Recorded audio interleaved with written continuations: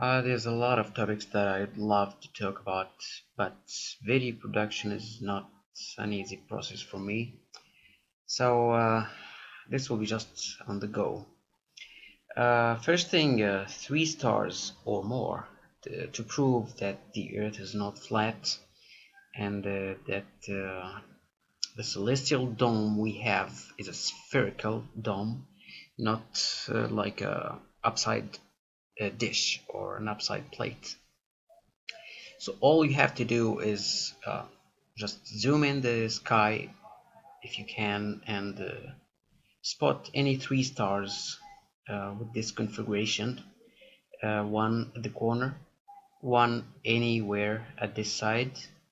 The further is the better, and the third one anywhere on the screen. And then after a few hours, take another photo for the same stars the same way as much as possible, and then measure the distance between the stars in the 2 photos. And don't forget, or please do not change the zoom, or because this will spoil the whole thing. So what is this going to prove? uh, the the globe model says that the Earth is rotating and relatively everything is spinning around us. So those 3 stars you see right now, or you see in the sky, it's like you are standing and you're spinning around yourself. So there's nothing that's going to change the angular separation between those stars. They're not moving. It's you, the one who's moving and going around yourself. Uh, Now, someone will say that the solar system is going 500,000 miles per hour, but these stars are billions and billions and billions of miles away, so parallax is almost impossible to perceive with your eye. Uh, anyway, so I made just a small demonstration here. Uh, this,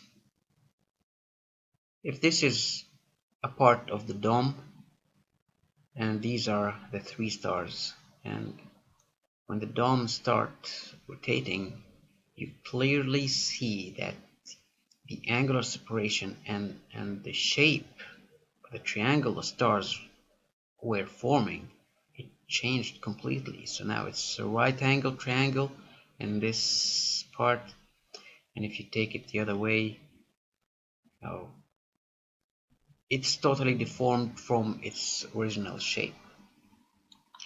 So if you take your phone, you pick any 3 stars with a similar shape configuration, you take a photo at the beginning of the night, and the more you wait late at night, the better.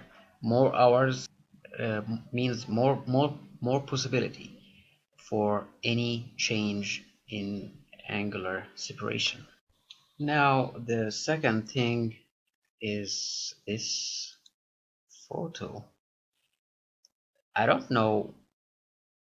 uh, this photo, is this the first time I see it? Have anyone seen this photo before? I don't know, because clearly it clearly shows the curve more than all the photos or footages that I've seen from Soundly. And if we connect the line from from this part here to the end like this, come on people, what else do you need? Here's your goddamn curve. So yeah, the water bends over the earth. uh what else? Yeah, pressure and gradient pressure and vacuum next to pressure, all these questions. So before you ask these questions, have you ever thought of doing this atmospheric pressure altitude? Yeah.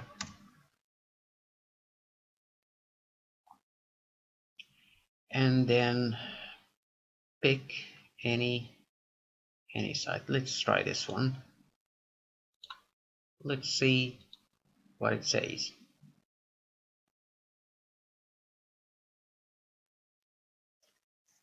So this here is a calculator.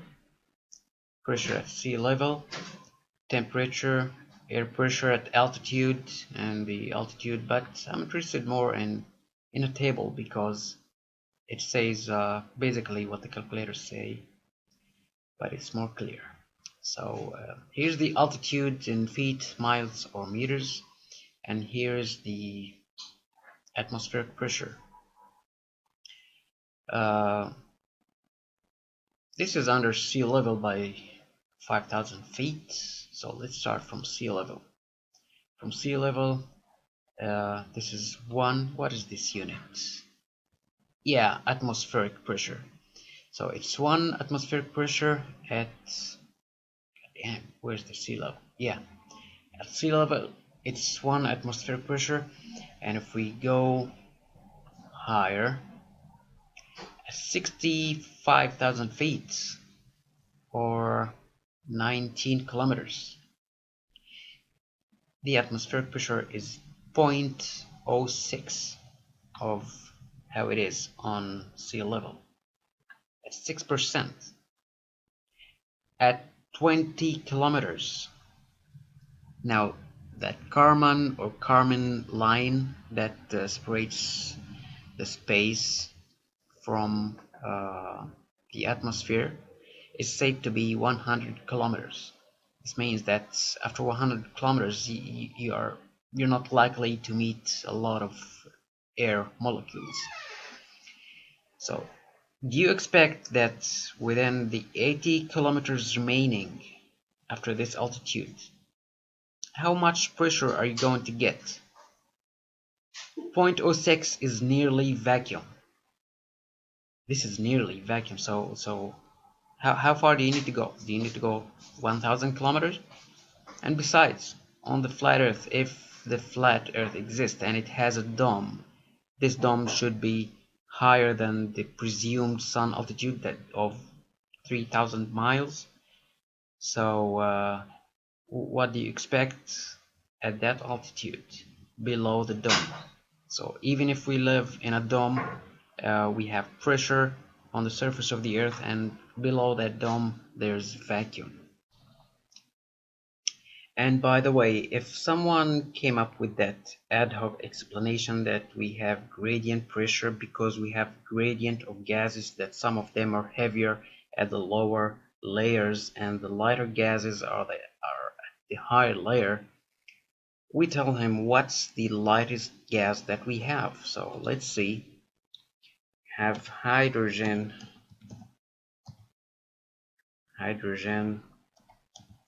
density.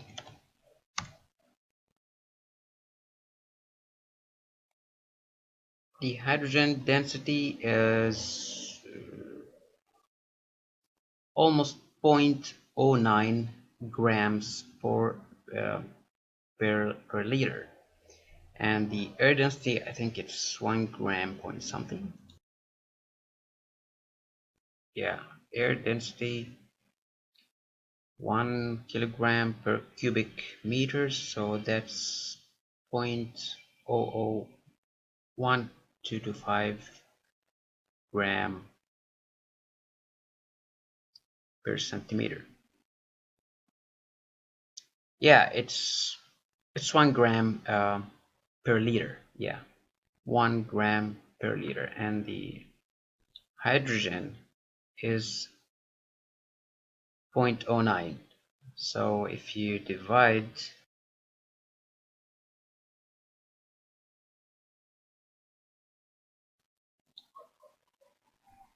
that's the hydrogen density divided by the air density,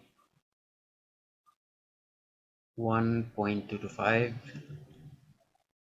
divide by 1.225 equals.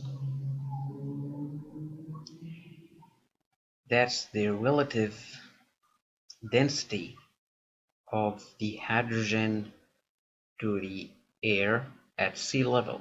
It is 7%. And the air density at 65,000 feet is 0.06%.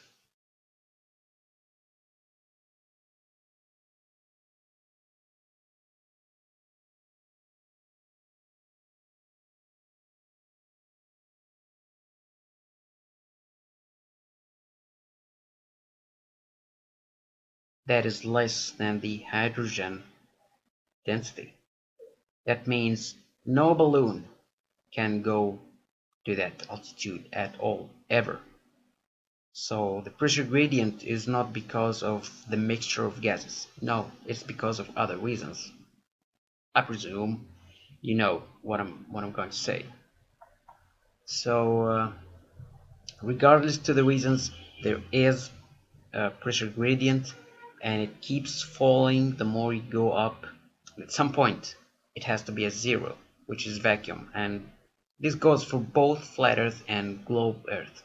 I don't know why people are arguing about it. That's all for now. Is there no one else?